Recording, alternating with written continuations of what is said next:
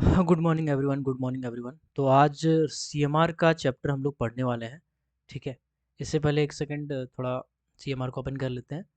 तो previous class अगर आप लोग किए होंगे तो प्रीवियस क्लास में सीएमआर का बहुत सारा टॉपिक को हम ऑलरेडी बता चुके थे, आप लोगों के सामने डिस्कस कर चुके थे।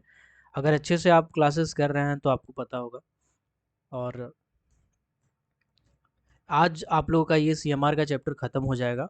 और जैसा कि मैंने बताया था कि आज से मैं रिमूव करना स्टार्ट करूँगा, तो आज जैसे क्लास ख़त्म होगा उसके बाद मैं शॉर्ट लिस्ट कर लूँगा लड़कों को कि किनको ग्रुप में रखना है। क्योंकि देखिए यार, भीड़ थोड़ा सा ज़्यादा बढ़ गया है और ऐसे लोग बहुत लंबे टाइम से हैं जो बिना मतलब के हैं, तो उनको थोड़ा शॉर्ट लिस्ट करते हैं। ठीक है। और जो काम के हैं, जो लगातार क्लासेस कर रहे हैं या करना चाह रहे हैं, तो उनको रखेंगे ग्रुप में। चलिए, फिलहाल स्क्रीन काला हो रहा होगा, अब इसको वाइट कर लेते हैं 1 मिनट। ठीक है। माइक ओके है, सब ओके है। ठीक है। चलिए, तो रेगुलेशन में हम लोग जो चैप्टर पढ़ रहे थे वो चैप्टर था आपका सीएमआर का चैप्टर नंबर 17, जिसको हम लोग कहेंगे मिसलेनियस चैप्टर। मिसलेनियस चैप्टर में बहुत सारे रेगुलेशन हम आपको समझा चुके थे, पढ़ा चुके थे प्रीवियस क्लास में। और कह रहे थे कि अगला क्लास में कोशिश करेंगे इस चैप्टर को खत्म करने का, तो जितना हो सकता है हम कवर करेंगे। तो जो रेगुलेशन है मिसलेनियस, इसमें रेगुलेशन नंबर 237 हो चुका था, 38 भी हो चुका था, 240 भी हो चुका था, हेलमेट वाला 41 भी हो गया था, 42 भी हो गया था, और 43 का भी पॉइंट कवर कर दिए थे, सेल्फ रेस्क्योर वाला। 24 सॉरी 243 हो गया था, 244 भी हो गया था। 245 से अब आगे पढ़ना है। ठीक है। चलिए, 225, 225 क्या कहता है? रेगुलेशन नंबर 225 कहता है कि कोई भी आदमी अगर बीमार पड़ जाता है, 245 कहता है कि कोई भी आदमी अगर बीमार पड़ जाता है, सिकनेस हो जाता है, जिसको हम लोग बीमार पड़ना को क्या बोलते हैं? सिकनेस। ठीक है। अब इसमें कोई भी बीमारी आ सकता है, बुखार हो गया है, कोई बीमारी हो गया है, टाइफाइड हो गया, कुछ भी ऐसा हो गया, उसको हम लोग सिकनेस का कैटेगरी में रखते हैं। तो कोई भी आदमी अगर बीमार पड़ गया है, सीक हो गया है, तो वो क्या लेता है? सीक लीव लेता है। ठीक है। तो बेसिकली बीमार पड़ने पे क्या करेगा? वो जो भी सक्षम व्यक्ति होगा, यानी जो कॉम्पिटेंट पर्सन होगा, ठीक, जो पदाधिकारी होगा यानी जो ऑफिशियल होगा, जैसे ओवरमैन हो गया और माइनिंग सरदार तो भी आ जाता है इसमें। तो ये क्या करेगा? इसको या फिर मैनेजर साहब को, अगर इसमें से कोई नहीं रहेगा तो जो वरिष्ठ पदाधिकारी है, अपने से ऊपर का सीनियर है, इसको बताएगा कि हम वहाँ बीमार पड़ गए हैं, हम इतना दिन आने नहीं आएंगे, या चांसेस है कि इतना दिन नहीं आएंगे। अपना अंदेशा बताएगा, और जब तक स्पष्ट नहीं है तब तक का वो बता देगा। जैसे मान लीजिए आज बीमार पड़ा तो उसको पता नहीं है कि कल तक ठीक होंगे कि परसों तक ठीक होंगे, तो बता देगा कि हम बीमार पड़े हैं और हो सकता है कल या परसों तक समय लगेगा। अब जैसे कल हो गया तो कल हो सकता है फिर फ़ोन करेगा, सुबह बता देगा कि साहब तबीयत तो ठीक नहीं हुआ है, तो हो सकता है आज भी नहीं आएंगे हम। उसके बाद फिर परसों भी टाइम लग रहा है तो बोलेगा कि हाँ परसों, आज भी टाइम लग रहा है। मतलब एक हर दिन उसको पता होना चाहिए, जो सीनियर ऑफिसियर है या कॉम्पिटेंट पर्सन है, जो सीनियर कॉम्पिटेंट पर्सन है, उसको पता होना चाहिए कि आ रहा है कि नहीं आ रहा है, जो मेरा वर्कर है वो माइंस पहुंच रहा है कि नहीं पहुंच रहा है। ये पर्टिकुलर चीज़ कम से कम उसको पता होना चाहिए। ठीक है। ये पता नहीं होगा तो फिर दिक्कत हो जाएगा काम में, है ना? चलिए, ओके। तो ये बेसिकली आपका लिखा हुआ है 245 रेगुलेशन नंबर में, है ना? ओके। कैप्शन का ऑप्शन इसमें नहीं आ रहा, ठीक है, कोई नहीं, आपको दिक्कत नहीं हो रहा होगा। 245 में यही चीज़ लिखा हुआ है। अब आते हैं 246 में, रेगुलेशन नंबर 226, 246। 246 क्या कहता है? तो 246 भी एक बेसिक चीज़ें हैं। जनशक्ति विवरण नक्शा। अब यहाँ पे दो चीज़ हम समझते हैं जो बहुत इंपॉर्टेंट है। एक होता है आपका शिफ्ट, एक होता है रिले। शिफ्ट क्या होता है, रिले क्या होता है? शिफ्ट का मतलब ऐसा शिफ्ट जिसमें एक वर्किंग इंटरवल होता है, जिसमें आदमी काम करता है। जैसे मान लीजिए 8 बजे सुबह से लेकर के 4 बजे शाम तक एक शिफ्ट चलता है, तो इसको हम लोग बोलेंगे फर्स्ट शिफ्ट। ठीक है। 4 बजे शाम से लेकर के 12 बजे रात तक दूसरा शिफ्ट चलता है, तो उसको हम लोग क्या बोलेंगे? इसको हम लोग बोलेंगे सेकेंड शिफ्ट। और 12 बजे सुबह से लेकर के 8 बजे सुबह तक का जो समय होगा, ये हो जाएगा आपका थर्ड शिफ्ट। अब इसी का अलग अलग और भी नाम हो सकता है। क्या नाम हो सकता है? इसको हम कह सकते हैं मॉर्निंग शिफ्ट, ठीक है। इसको हम कह सकते हैं नून शिफ्ट या इवनिंग शिफ्ट, और इसको हम कह सकते हैं नाइट शिफ्ट। ऐसे कर करके माइंस में नाम दे दिया गया है, तो ऐसे करके शिफ्ट होता है, ठीक। अब अगला टर्म हम समझते हैं कि शिफ्ट तो क्लियर हो गया, अब हम समझते हैं रिले क्या होता है। रिले, तो देखो यार, शिफ्ट जैसे जैसे चेंज होता है आदमी का, तो उसका वर्किंग का टाइम अलग है। आज गया 8 बजे, हो सकता है सोमवार से उसका ड्यूटी 4 बजे शाम का होगा, ठीक है। रिले में कुछ व्यक्ति होते हैं, स्टेचुरी पर्सन होते हैं, कुछ रिले होते हैं, जैसे वर्कर का एक ग्रुप होता है। फॉर एग्जाम्पल, मान लीजिए एक असिस्टेंट मैनेजर है, उसका नाम है रामचंद्रा, ठीक। 4 ठो ओवरमैन है, 4 ठो ओवरमैन का नाम ले लेते हैं। एक ओवरमैन है आपका गुलाब, एक ओवरमैन है आपका मंगरू, एक ओवरमैन है आपका बुधना, एक ओवरमैन आप माइनिंग सरदार लेते हैं। ये सब क्या है? ये ओवरमैन है, ठीक है। ये सब ओवरमैन है ना। अब मान के चलिए कि 3-4 सरदार, 3-4 सरदार है। एक का नाम है रवि, एक का नाम है धनीलाल, ये क्या है? माइनिंग सरदार है। ये क्या है? माइनिंग सरदार। एक और माइनिंग सरदार हम पकड़ लेते हैं, सुनील, ठीक। तो अब ऐसा है कि ये जो है एक ग्रुप मंडली बन गया है। अब जब भी शिफ्ट चेंज होगा, सभी का एक साथ चेंज होगा। मतलब ये दो जो आदमी है इसमें, जो असिस्टेंट मैनेजर रामचंद्रा है, जो शिफ्ट इंचार्ज बन गया है, ओवरमैन है 2 ठो इसमें, गुलाब और मंगरू और बुधना, ये सब ओवरमैन है। माइनिंग सरदार जो है रवि, धनीलाल और सुनील, ये सब क्या है? ये सब एक शिफ्ट में काम करेगा, मतलब एक साथ काम करेगा। अब अगर नाइट शिफ्ट हो रहा है, ये सब मान लीजिए 8 बजे सुबह से लेकर के 4 बजे शाम तक ड्यूटी किया, 1 तारीख से लेकर के 7 तारीख तक, ठीक। तो 8 तारीख से अगला 7 दिन के लिए, है ना, जो शिफ्ट होगा, ये सबका चेंज होगा, तो सबका साथे में चेंज होगा। माने अगर नाइट शिफ्ट जाएगा तो रामचंद्रा, गुलाब, मंगरू, बुधना, रवि, धनीलाल, सुनील एक के साथ जाएगा जॉब करने। अगर इवनिंग शिफ्ट होता है तो रामचंद्रा, गुलाब, जब जितना नाम है सब एक ही साथ जाएगा चेंज करने के लिए। तो इसको बोलते हैं रीले। इसको क्या कहते हैं? इसको कहते हैं रीले, ठीक है। तो वही बोला गया है इसमें, जनशक्ति का विवरण, मतलब माइनिंग सरदार जो माइंस का मैनेजर होगा, है ना, वो हाजरी बाबू को बोलेगा, हाजरी बाबू को बताएगा कि सबका एक स्केच प्लान बनाओ, स्केच प्लान कि कितना आदमी है। तो टोटल देख लेंगे कि माइनिंग सरदार का संख्या जो है वो, आप मान के चलिए कि माइनिंग सरदार 9 ठो है, 9 ठो माइनिंग सरदार है ना। आपका 6 ठो ओवरमैन है और 3 ठो असिस्टेंट मैनेजर है, ठीक। तो अब हम क्या करेंगे? अब 9 ठो माइनिंग सरदार है, तो 3 शिफ्ट में ड्यूटी चल रहा है भाई, तो हम तीनों शिफ्ट में बांट देंगे कि मॉर्निंग शिफ्ट में 3 ठो माइनिंग सरदार रहेगा, इवनिंग शिफ्ट में 3 ठो रहेगा, और नाइट शिफ्ट में 3 ठो रहेगा। ओवरमैन 6 ठो है, तो इसको बांट देंगे, 2 ठो रहेगा ओवरमैन मॉर्निंग में, 2 ठो इवनिंग में, 2 ठो शाम में। असिस्टेंट मैनेजर 3 ठो है, तो एक को दे देंगे। ऐसा करके हम मेन पावर को डिवाइड कर देते हैं, ताकि सब काम सही तरीके से चले। इसको हम लोग जनशक्ति विवरण नक्शा यानी मैन पावर डिस्ट्रीब्यूशन प्लान कहते हैं, ठीक। चलिए, तो जब कभी भी महीना स्टार्ट होगा, तो महीना का पहला तारीख में हम क्या करेंगे? पहला महीना का पहला हफ्ता जो होता है, उसमें हम लोग ऐसा प्लान बनाते हैं। तो कोई भी माइंस में अगर ड्यूटी करते हो, देखिएगा महीना का जो पहला हफ्ता होगा ना, उसमें नोटिस बोर्ड में नोटिस चिपक जाता है, जिसमें नाम उम सब लिखल रहता है, लिखा रहेगा कितना तारीख को आपका कौन सी ड्यूटी रहेगा, ठीक है। चलिए, अब आते हैं 247। देखो 247 में बहुत सारा रेगुलेशन का रेफरेंस दिया हुआ है, सरदार एंड ओवरमैन करके। तो उसमें क्या पॉइंट है, क्या समझाना चाह रहा है, हम वो समझाते हैं। ये सब चीज़ हम आपको ऑलरेडी पढ़ा चुके हैं, बस इसको यहाँ पे रिकैप करवा रहा है। बोल रहा है कि ओवरमैन किसको हम रख सकते हैं? जिसके पास ओवरमैन का सर्टिफिकेट हो उसको रख सकते हैं, या मैनेजर का सर्टिफिकेट हो उसको रख सकते हैं। माइनिंग सरदार किसको रख सकते हैं? जिसके पास माइनिंग सरदार का सर्टिफिकेट हो, या ओवरमैन का सर्टिफिकेट हो, या मैनेजर साहब का सर्टिफिकेट हो, इसको रख सकते हैं। अंडरग्राउंड माइंस में शॉर्ट फायरर का काम अगर हम कोई दे रहे हैं माइनिंग सरदार को, तो वो कौन होना चाहिए, है ना। तो वो माइनिंग सरदार सर्टिफिकेट हो, ओवरमैन हो, मैनेजर हो, किसी के पास भी हो, साथ ही साथ जीटी का सर्टिफिकेट हो। तो ये सब चीज़ जो हम आपको ऑलरेडी पढ़ा चुके हैं, यही सब चीज़ रेगुलेशन नंबर 247 में बताया है फिर से। एक जगह पे लिखा हुआ है सही से, है ना। अंडरग्राउंड माइंस में अगर आप काम करते हैं, तो आप रेस्ट्रिक्टेड वाला सर्टिफिकेट लेके नहीं कर सकते।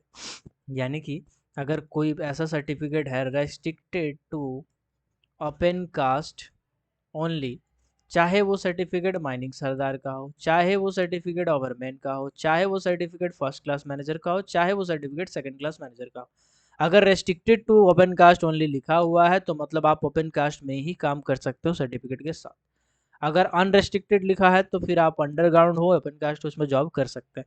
तो ये तो आपको पता ही होगा, मुझे लगता है आपको सबको पता होगा। तो बेसिकली 247 रेगुलेशन नंबर में यही सब चीज़ को लिखा गया है। चलिए आगे बढ़ते हैं। इसमें भी कुछ खास पॉइंट नहीं है समझने वाला, जो समझने वाला था हम ऑलरेडी समझा चुके हैं आपको। 248 रेगुलेशन पे आते हैं। 248 में बोला गया है ऑफिशियल्स का साक्षर होना ऑफिशियल्स टू बी लिटरेट। ये बड़ा बड़ा अच्छा चीज़ बोला है, बताते हैं आपको। देखो ऐसा है, 1957 में जो रेगुलेशन पास हुआ था उसमें ऑफिशियल का साक्षर होना मैंडेटरी नहीं था। मतलब जो भी पदाधिकारी होते हैं जैसे ओवरमैन है, माइनिंग सरदार है, ये सब का साक्षर होना मैंडेटरी नहीं था। बहुत सारा फील्ड वाला बनता था लेकिन 10th पास नहीं, तो बहुत सारा दिक्कत होता था। तो अभी स्पष्ट नियम बना दिया गया है कि साक्षर होना जरूरी है। साक्षर का मतलब क्या होता है? साक्षर का मतलब ये नहीं होता है कि वो 10वां पास किया है, 12वां पास किया है, ग्रेजुएशन है, डिप्लोमा है, क्या है, नहीं है। साक्षर का मतलब है जो अच्छा से पढ़ लिख लेता है। उसको अगर हम कोई लेटर लिखने बोले इंग्लिश में कि लिखो तो लिख देगा, हिंदी में लेटर लिखने बोले लिख देगा, रजिस्टर वजिस्टर में बताएं कि साइन करना है ऐसे वैसे तो वो कर लेगा, तो उसको बोलेंगे साक्षर। तो साक्षर जो आदमी होता है, ठीक है, वो ऑफिशियल बन सकता है। साक्षर आदमी जो नहीं है वो ऑफिशियल नहीं बन सकता। ऑफिशियल में बहुत सारा पोस्ट है, मैनेजर है, असिस्टेंट मैनेजर, इंजीनियर है, सर, तो सब कुछ आ जाता है। पदाधिकारी मतलब बेसिकली सॉरी पदाधिकारी के लिए है। मैनेजर साहब के लिए तो फिर अलग नियम हो जाता है, उसके लिए तो फिर आपका मैनेजर सर्टिफिकेट होना चाहिए। 249 248 आपका टाइम पास किया है लिख के, कुछ ऐसा पॉइंट इसमें नहीं है, बस यही ऑफिशियल जो है वो साक्षर होना चाहिए। 249 क्या बोला है? Writing of report. अब यहाँ पे क्या है, मान लीजिए एक ऐसा है कि साक्षर आदमी नहीं है, उसको सुपरवाइजर का काम दिया है, वो जाके देखा, आके रिपोर्ट लिख रहा है। अब उसको लिखने पढ़ने नहीं आता है, वो ऑफिशियल तो नहीं है। ऑफिशियल रहता तब वो हो सकता है पढ़ा लिखा रहता, ऑफिशियल नहीं है। मान लीजिए ऐसा है कि कॉम्पिटेंट पर्सन, क्या है, कॉम्पिटेंट पर्सन, ठीक है, उसको कहीं भी हम लगा दिए हैं, लिखा पढ़ा आदमी नहीं है लेकिन देख लिया कि ऐसे ऐसा काम है। अब क्या करेगा, कॉम्पिटेंट पर्सन तो लिख नहीं सकता है, तो एक ठो अलग से आदमी रहेगा जो लिखेगा, उसके बदला रिपोर्ट लिखेगा। और लिखने के बाद उस आदमी को पढ़ के सुनाएगा कि हम ये चीज़ लिखे हैं। उसके बाद वो जो कॉम्पिटेंट पर्सन है उससे अंगूठा का निशान ले लेगा। ठेपा वाला सिस्टम आज भी चल रहा है, 249 रेगुलेशन नंबर में दिया हुआ है। अंगूठा का निशान उसे ले लिया जाएगा और उसके बाद ये समझा जाएगा कि ये आदमी अच्छे से इस नोटिस को पढ़ चुका है। और हर आदमी को ये हिदायत दिया जाता है जो पढ़ा लिखा नहीं है कि जब तक पढ़ेगा नहीं, नोटिस सुनेगा नहीं जब तक, तब तक साइन नहीं करना है। 250 रेगुलेशन में बोला गया है फ़ी का भुगतान। इसमें यही बोला गया है कि फ़ी जो है वो सीआई साहब जो भी अप्रूव्ड करते हैं मेथड, उसी के तहत देना है। ठीक है, ये आपका डीजीएमएस वाला फ़ी के बारे में बात कर रहा है। तो ये या पहले होता था आईपीओ, आईपीओ का मतलब होता था इंडियन पोस्टल ऑर्डर, इसी के जरिए होता था। फिर बाद में बैंक ड्राफ्ट का भी सिस्टम आया था बहुत सारा चीज़ के लिए, तो बैंक ड्राफ्ट का भी यूज़ किया गया। या फिर इलेक्ट्रॉनिक प्रणाली का भी यूज़ कर सकते हैं आप। इलेक्ट्रॉनिक प्रणाली में यूपीआई भी पेमेंट आता है, ऑनलाइन बैंकिंग भी आता है, net banking, debit card banking सब आता है। तो इसी के मेथड से आप पेमेंट करेंगे। ऐसा नहीं कि कैश लेके पहुंच जाएंगे आप डीजीएमएस का ऑफिस में, आप बोलेंगे हमको माइनिंग सरदार का फॉर्म भरना है, लीजिए पैसा, लाइए फॉर्म, ऐसा नहीं है। ठीक। 250 रेगुलेशन नंबर में बस यही लिखा है, कुछ काम का नहीं है। 251 पे आते हैं। 251 में क्या लिखा हुआ है? 251 में लिखा है दुर्घटना की जगह का हेर फेर बदल की मनाही। ठीक है, इसका मतलब ये हुआ कि कभी भी किसी माइंस में दुर्घटना हो जाता है जिसमें सीरियस बॉडी इंजरी हो जाए, क्या हो जाए, सीरियस बॉडीली इंजरी हो जाए, या फिर किसी का डेथ हो जाए। अब डेथ चाहे एक आदमी का हो 10 आदमी का हो, वो अलग मैटर है। सीरियस बॉडी इंजरी का क्या मतलब होता है आपको पता है? जिसमें किसी शरीर का हड्डी टूट जाए, देखने का क्षमता हमेशा के लिए खत्म हो जाए, सुनने का क्षमता हमेशा के लिए खत्म हो जाए, या कुछ ऐसा जॉइंट फ्रैक्चर हो जाए, उसको सीरियस बॉडी इंजरी में रखते हैं। डेथ का मतलब आपको पता ही, जब आदमी मर जाता है। तो ये दोनों सिचुएशन अगर किसी माइंस में होता है तो उस कंडीशन में उस जगह से फेर बदल नहीं किया जाएगा, उसको छेड़ा नहीं जाएगा, फेंसिंग करा देंगे और उसको छोड़ देंगे। क्यों छोड़ेंगे?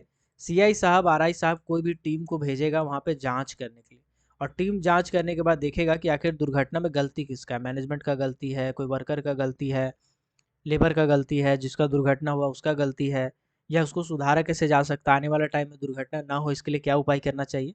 तो ये सब चीज़ का जांच किया जाता है, इसीलिए उस दुर्घटना स्थल से छेड़छाड़ नहीं करना चाहिए। लेकिन बोला गया है कि अगर ऐसा आदमी को बचाने के लिए ज़रूरी हो, मान लीजिए आदमी के ऊपर रूफ फॉल हो गया है, तो भैया अब ऐसे थोड़ी छोड़ देंगे कि रूफ फॉल हो गया छोड़ दो, अब दुर्घटना हो गया, अब डीजीएमएस आएगा जांच करेगा। रूफ फॉल हुआ, वो आदमी नीचे दबा हुआ है, अब उसको निकालना तो पड़ेगा ना जी। तो आप फटाफट ऊपर का चट्टान उट्टान हटाइएगा, उसके बाद उसको निकालिएगा। तो इसके लिए आप फेरबदल कर सकते हैं। मतलब ऐसा है कि फेरबदल आप कर सकते हैं, लेकिन अगर उस आदमी का जान बचाने के लिए ज़रूरी हो तब कर सकते हैं। ज़रूरी नहीं है तो बिना मतलब का फेरबदल नहीं करना है। दूसरा कंडीशन बोला गया है कि लगातार 72 घंटा तक कोई नहीं पहुंचा। ऐसा है कि दुर्घटना हुआ था, आदमी को तो हम निकाल लिए हैं, अभी फेरबदल नहीं किया, उस जगह से छेड़छाड़ नहीं किए हैं। अभी अगर मान लीजिए ऐसा होता है कि आदमी 72 घंटा तक कोई इंस्पेक्टर टीम कुछ नहीं आया, तो अब मैनेजर क्या करेगा, उसमें इजाज़त दे सकता है कि हाँ चलो अब कोई आया नहीं है 72 घंटा तक, तो अब इसको छेड़छाड़ करो, उसको हटाओ, साफ करो और चलो काम स्टार्ट करो। ठीक है। क्या बाकी जगह पे छेड़छाड़ किया जा सकता है? जी बिल्कुल किया जा सकता है। अगर माइनर इंजरी हो जाए किसी को तो बिल्कुल किया जा सकता है, मेजर इंजरी हो जाए किसी को बिल्कुल किया जा सकता है, हल्का फुल्का रूफ फॉल हुआ, कोई मरा नहीं, डेंजरस ऑकरेंस हुआ, कुछ दुर्घटना, कोई आदमी टपका नहीं, तो वो सब सिचुएशन में क्या है, आदमी छेड़छाड़ मतलब मैनेजर जो है तुरंत छेड़छाड़ कर सकता है। सीरियस बॉडी और डेथ, ये दो मैटर होते हैं ना, जब मैनेजर साहब का जवाबदेही बढ़ जाता है, पूरा माइंस का बीपी एकदम हाई लो होता है। ठीक है। तो दुर्घटना होने के बाद बहुत सारा सिचुएशन ऐसे है जो हैंडल करना पड़ता है मैनेजर को और कंप्लेंट पर्सन लोग को। तो बस वही सब चीज़ बोला गया है 251 रेगुलेशन नंबर में। अब आते हैं 252 रेगुलेशन नंबर में। ठीक है, चलिए 252 में आते हैं। ओके, 252 में थोड़ा पॉइंट इसमें दिया हुआ है, emergency response and evacuation plan. Emergency response और इवाकुएशन प्लान, इसमें क्या क्या चीज़ है हम आपको मोटा मोटी समझाते हैं। बोला गया है कि माइंस का ऑनर एजेंट मैनेजर ऐसा व्यवस्था करेगा कि कोई भी आदमी बीमार पड़ जाए, अचानक से चोट लग जाए उसको, या कोई इमरजेंसी आ जाए, तो उस कंडीशन में उसको निपटने के लिए हम पहले से तैयार हो। अब तैयार कैसे रहेंगे? आपके पास फर्स्ट एड रहेगा, मेडिकल का ट्रीटमेंट का व्यवस्था रहेगा, डॉक्टर रखे हैं या कंपाउंडर वगैरह रखे हुए हैं। ठीक है। घायल आदमी को हॉस्पिटल पहुंचाना है तो उसके लिए एम्बुलेंस होना चाहिए आपके पास। ठीक है। या फिर रेस्क्यू टीम होना चाहिए, जो आपको माइंस में कभी आदमी फंस जाता है तो फटाक से उसको निकाल के हम भेजेंगे, है ना।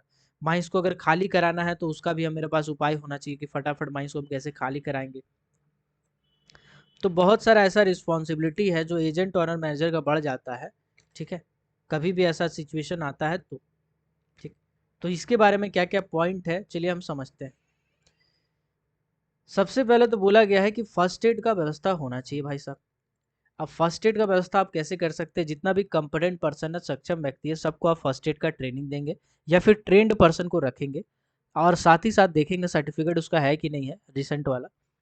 इसके बाद उसको हम फर्स्ट एड का किट देंगे, ताकि अगर उसके अंडर में कोई वर्कर को चोट लगता है तो फटाक से वो फर्स्ट एड दे सके। ठीक। इसके बाद दूसरा हमको देखना पड़ेगा मेडिकल ट्रीटमेंट। अब ऐसा है कि सब कुछ फर्स्ट एड तो ठीक नहीं हो सकता है, कपार फट गया फर्स्ट एड कर दिया, टाँका वाका तो नहीं मारे हैं, अब डॉक्टर साहब उसको टाँका मारेंगे देखेंगे, तो उसके लिए मेडिकल ट्रीटमेंट होना चाहिए। इसके लिए आप या तो डिस्पेंसरी रख सकते हैं, है ना, या तो आप डिस्पेंसरी रख सकते हैं, या आसपास में आपका हॉस्पिटल है तो उससे आप संपर्क करके रख सकते हैं, साध सकते हैं। ये सब जिम्मेदारी एजेंट ओनर मैनेजर का होता है। इसीलिए यहाँ पे एक चीज़ और हम कहना चाहेंगे, अगर आप कोई भी कंपनी में काम करते हैं ना, जो कॉन्ट्रैक्ट बेसिस भी है सर, कॉन्ट्रैक्ट बेसिस, है ना, कॉन्ट्रैक्ट बेसिस है या आउटसोर्सिंग कंपनी है, कोई भी घटिया से घटिया कंपनी हो, सबसे गंदा कंपनी दिमाग में इमेजिन कीजिए आप, उस कंपनी के बारे में सोचिए। उस कंपनी का भी ये रिस्पॉन्सिबिलिटी बनता है कि जो वर्कर आपके माइंस में काम कर रहा है, उस वर्कर का अगर कुछ भी हो जाता है माइंस में, कुछ भी, हाथ टूट गया, पैर टूट गया, माथा फट गया, हाथ छिला गया, कुछ भी होता है, तो उसका पूरा इलाज का खर्चा कंपनी वहन करेगा। उसका मेडिकल ट्रीटमेंट कंपनी करवाएगा, फर्स्ट एड कंपनी देगा, हॉस्पिटल में भर्ती कंपनी कराएगा, और उसको स्वास्थ्य भी कंपनी करेगा। ये कंपनी का रिस्पॉन्सिबिलिटी होता है। ठीक है, जो बहुत सारे आदमी को पता नहीं होता है और इधर उधर भटकते हैं, तो ये चीज़ एकदम दिमाग में डाल लीजिए कि कुछ हो गया तो कंपनी के छाती में चढ़ जाना है। चल, तो पहला हम बोले कि फर्स्ट एड का व्यवस्था रहेगा, दूसरा मेडिकल ट्रीटमेंट का व्यवस्था रहेगा, तीसरा होता है एम्बुलेंस, जिसको हम लोग कहते हैं ट्रांसपोर्ट। ठीक। अब भैया एक ऐसा है कि मान लीजिए डिस्पेंसरी, अब डिस्पेंसरी में क्या इलाज हो जाएगा? अगर सिचुएशन क्रिटिकल है तो डिस्पेंसरी में तो इलाज नहीं होगा। डिस्पेंसरी में क्या होगा? माथा उथा में पट्टी बांध देगा, थोड़ा दवाई दे देगा, पेन किलर दे देगा, उससे ज़्यादा क्या करेगा? तो अब उसको बड़ा हॉस्पिटल ले जाना पड़ेगा, तो उसके लिए एम्बुलेंस का व्यवस्था करना पड़ेगा सर, ट्रांसफ़र करेगा, एम्बुलेंस देगा, तो ये भी कंपनी का ज़िम्मेदारी है कि वो दे, एम्बुलेंस दे, ठीक। अभी चलो ये तो समझ गए कि आदमी को अगर निकाल लिया गया है, अब नहीं निकाल पाते तो हमको रेस्क्यू टीम का भी ज़रूरत पड़ता है। ऐसा है कि किसी जगह पे आग लगा हुआ है और उस जगह पे हम आदमी अपना माइंस का नहीं भेज सकते हैं, तो उस जगह पे हमको रेस्क्यू टीम बुलाना पड़ेगा। तो रेस्क्यू का ज़िम्मेदारी भी मालिक का होता है, जो माइंस का एजेंट ओनर मैनेजर है, उसी का ज़िम्मेदारी होता है कि ये सब कुछ को देखे, ठीक है। माइंस को खाली कराना है, इसका ज़िम्मेदारी होगा। इमरजेंसी कम्युनिकेशन मतलब इमरजेंसी में बातचीत करना है तो टेलीफ़ोन व्यवस्था बैठाना, है ना? यही सब लिखा हुआ है। इमरजेंसी का एस्केप रूट बनाया जाता है, जो इमरजेंसी रिस्पॉन्स प्लान जो बनाते हैं ना, इमरजेंसी रिस्पॉन्स प्लान जो बनाते हैं, इसमें आपको लिखना होगा कि कहाँ पे एस्केप रूट है, कैसे आप जाएँगे, नक्शा कहाँ है, फर्स्ट एड स्टेशन कहाँ है, ये सब कुछ। अब इसके लिए हमको क्या करना पड़ता है, कुछ-कुछ आदमी को चुनते हैं और चुन के उसको ट्रेनिंग देते हैं कि कभी विस्फोट हो जाएगा तो कैसे आप काम करेंगे, कभी अगर माइंस में ये हो गया, इलेक्ट्रिकल स्पार्क लग गया तो कैसे ट्रेनिंग, इसके लिए आपको मॉक रिहर्सल कराना पड़ता है। क्या कराना पड़ता है? Mock rehearsal. तो ऐसा है किसी माइंस में अगर मॉक रिहर्सल है तो ये नहीं कर रहा है कि माइंस वाला एहसान कर रहा है आपको सिखा के। ये माइंस का ज़िम्मेदारी है, एजेंट, ओनर, मैनेजर का ज़िम्मेदारी है। जितना भी चीज़ हम पॉइंट लिख रहे हैं, फर्स्ट एड का व्यवस्था करना, मेडिकल ट्रीटमेंट देना, एम्बुलेंस का व्यवस्था करना, रेस्क्यू स्टेशन रेस्क्यू टीम को बुलाना, रेस्क्यू करवाना, इमरजेंसी रिस्पॉन्स प्लान बनाना, मॉक रिहर्सल कराना, आदमी लोगों को समझाना कि कब क्या हो जाए तो कैसे करना है, ट्रेनिंग देना। ये सब ज़िम्मेदारी एजेंट, ओनर, मैनेजर का होता है किसी भी माइंस में। अगर ये नहीं किया जा रहा है तो वो माइंस रेगुलेशन का अवहेलना कर रहा है, इसके हिसाब से उसको करना चाहिए, ठीक है। और ये सब जितना भी प्लान हम बनाते हैं, प्लान बनाने के बाद एक कॉपी हम आरआई साहब को भेजते हैं, ठीक है। तो यही इसमें पूरा लिखा हुआ है। बीच-बीच में हम लोग ट्रेनिंग देते रहते हैं और ट्रेनिंग का स्तर भी बढ़ाते रहते हैं। इमरजेंसी ड्रिल जिसको हम लोग कहते हैं या मॉक रिहर्सल कहते हैं। तो इसी के बारे में पूरा रेगुलेशन नंबर 252 में लिखा हुआ है। तो यहाँ पे पॉइंट नहीं मिलेगा, बस कॉन्सेप्ट मिलेगा, ठीक है। चलिए, अब आते हैं रेगुलेशन नंबर 253 पे। 253 क्या है? 253 कहता है खान में सैंपल लेना, ठीक है। तो बोला गया इसमें कि जो भी हम सैंपल लेंगे सीआई साहब अप्रूव्ड मेथड से लेंगे और अप्रूव्ड एपरेटस से लेंगे। तो कोई मतलब का चीज़ है ही नहीं इसमें। 254 पे आते हैं। 254 में लिखा हुआ एक्ट के सेक्शन 48 ए के अधीन रखेगा रजिस्टर के निरीक्षण के लिए वर्कर के प्रतिनिधि के अधिकार, यानी right of workers representative to inspect register maintained under section 48 का 1। मतलब देखो यार, सेक्शन आप देखिएगा तो 48 का जो 1 है उसमें बहुत सारा फॉर्म के बारे में दिया है, बहुत सारा रजिस्टर के बारे में दिया हुआ है। तो उस रजिस्टर के लिए, है ना, जो रखा गया है उसमें बोला गया है कि जो उसके अधीन रजिस्टर रखा जाता है ना, खान में जो भी एम्प्लॉयड आदमी है, ठीक है, उसमें जो वर्कर्स का रिप्रेजेंटेटिव होता है, वो कभी भी इसका अगर उसको आवेदन करना करे तो वो करा सकता है। जैसे समझाते हैं आप, मान लीजिए ऐसे है, आप माइंस जा रहे हैं रोज और हाजिरी बना रहे हैं फॉर्म बी में। फॉर्म बी में क्या है? हाजिरी बना रहे हैं, रिटेस्ट अपडेट है। अब ऐसा है कि आपको शंका है कि यार 7 अगस्त को हम माइंस आए थे कि नहीं आए थे, हमको शंका हो रहा है। तो ऐसा नहीं है कि आप हाजिरी बाबू को जाके बोलिएगा कि साहब हमरा थोड़ा कन्फ्यूज़न हो रहा है कि 7 तारीख को आए थे कि नहीं आए थे, हमको थोड़ा देखने दीजिए ना। तो हाजिरी बाबू आपको गरिया के डाँट डपट के भगा देगा। ऐसा नहीं कर सकता है। आपका एक रिप्रेजेंटेटिव होगा, उस रिप्रेजेंटेटिव को आप बोलिएगा, आपके बीच में एक ठो आदमी होगा जो उसको ऑथराइज़ किया होगा कि ये तुम देख सकता है ना? तो उस आदमी को आप बोलिएगा, वो जाएगा आपके साथ में हाजिरी बाबू के पास, बोलेगा काहे नहीं दिखा रहे हैं भाई इसको, हैं? इसको रजिस्टर दिखाइए, आप रेगुलेशन का अवहेलना कर रहे हैं, आप रेगुलेशन नंबर 254 का अवहेलना कर रहे हैं, आप नहीं मना कर सकते हैं कोई भी रजिस्टर जिसमें एम्प्लॉय का रिकॉर्ड रखा गया है, एम्प्लॉय लिखा है, अपना हाजिरी बनाया है, लीव लिया है, casual leave, sick leave, pH कितना बचा है, इस सब चीज़ के लिए आप मना नहीं कर सकते सर। वर्कर को पता होना चाहिए, वर्कर आके अगर आपसे 50 बार पूछेगा तो आपको 50 बार बताना पड़ेगा। तो 254 रेगुलेशन नंबर ये कहता है कि कोई भी माइंस का वर्कर जिसका एक रिप्रेजेंटेटिव होता है, हो सकता है वर्कर डायरेक्ट, जनरली क्या होता है आदमी जाके पूछेगा तो बता देगा, लेकिन बीच में आदमी के बीच में एक आदमी रखा जाता है जो जाके पूछे और बता दे उसको। हाजिरी बाबू हो, तुम्हारा पेमेंट करने वाला हो, मतलब कोई भी हो, अगर आपको जाके कुछ पूछना है कि मेरा वो वाला रजिस्टर में वो दिन का हाजिरी छूटा था कि नहीं, या रजिस्टर हाजिरी बना कि नहीं बना, मेरा कितना पैसा हुआ जोड़ जाड़ के, या मेरा कितना बिल आ रहा है, मेरा बिल कब आएगा, नहीं आएगा, बिल दिखाइए, तो मना नहीं कर सकता सर, इसके लिए मना नहीं कर सकता, ठीक है। चल, बहुत सारा माइंस में होता है, वर्कर लोग के साथ थोड़ा हाजिरी बाबू लोग करता है, सुना देता है दम भर कि तुमको पता नहीं है, तुम आया है नहीं दिखाएंगे, तुमको बैठना रहेगा, लेकिन ऐसा नहीं होता है, मतलब रेगुलेशन में के हिसाब से ऐसा नहीं होना चाहिए। चलिए 255 रेगुलेशन नंबर में पढ़ते हैं। उसमें बोला गया है कि चीफ इंस्पेक्टर या ऑथराइज इंस्पेक्टर द्वारा रीजनल इंस्पेक्टर के पावर का प्रयोग, जैसे चीफ इंस्पेक्टर हो, ये क्या करता है, कभी कभी किसी को ऑथराइज कर देता है, ठीक है, किसी किसी को ऑथराइज कर देता है इंस्पेक्टर के तौर पे, बोलता है कि तुम उस माइंस में जाओ और जाके जांच करो। तो ये चीफ इंस्पेक्टर भी चाहेगा तो कभी रीजनल इंस्पेक्टर का प्रयोग कर सकता है, उसका जो भी पावर है उसका, और चीफ इंस्पेक्टर अगर किसी इंस्पेक्टर को नॉमिनेट करता है वो भी इस रीजनल इंस्पेक्टर के पावर का प्रयोग कर सकता है। तो बस यही बोला गया है, बाकी सेक्शन पढ़ाएंगे तो बड़ा ही डिटेल में समझाएंगे सब चीज़ को, ठीक है। तो 255 में भी कोई पॉइंट नहीं बनता है। 256 में देखते हैं तो बोला गया है प्लान सेक्शन एंड रिकॉर्ड, जहाँ पर भी मौजूद होता है ना, उस जगह पे उसको हम रिकॉर्ड रखेंगे, ठीक है, बस यही बोला है 256। तो कोई मतलब नहीं है यार, तो ऑब्वियस ही बात है, प्लान सेक्शन रिकॉर्ड रखेंगे तो उसको हम लोग रिकॉर्ड रखेंगे, इलेक्ट्रॉनिक रूप में रखेंगे, या अगर आजकल डिजिटल नहीं है तो मैनुअल भी रखेंगे तो उसका रिकॉर्ड रखेंगे। 257 257 क्या कहता है, publication of order and instruction, in regulation के अधीन आदेशों और अनुदेशों के सरकारी गेजेट, मतलब कुल मिला करके कुछ नहीं बोला इसमें। 257 में बोला गया है कि जो ऑर्डर है उसका पब्लिकेशन डेट वगैरह सब चीफ इंस्पेक्टर प्रकाशित करता है, बस वही बोला है। 258 चीफ इंस्पेक्टर को अपील, अच्छा अच्छा, बड़ा ही मज़ेदार चीज़ है, इसको समझाते हैं। 258 मेरा भी दिमाग में उतना नहीं रहता है, थोड़ा सा हमको भी किताब देखना पड़ता है। 258 है appeal to the chief inspector, यानी चीफ इंस्पेक्टर के पास अपील। तो बोला गया है इस रेगुलेशन के अधीन रीजनल इंस्पेक्टर द्वारा कोई भी अगर आदेश दे दिया जाता है, ऑर्डर दे दिया जाता है, तो उसके विरुद्ध आप चीफ इंस्पेक्टर के पास अपील कर सकते हैं।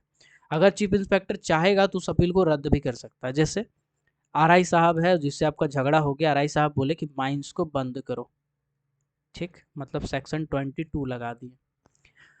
अब क्या है सर, अब आप चीफ इंस्पेक्टर को अपील करेंगे कि देखिए साहब, आप इंस्पेक्टर साहब जो है, चीफ रीजनल इंस्पेक्टर साहब, हमको ऐसा ऐसा बोल रहे हैं कि तुम माइंस को बंद करो, अब हमको तो दिक्कत हो जाएगा ऐसे में, तो हम क्या करेंगे।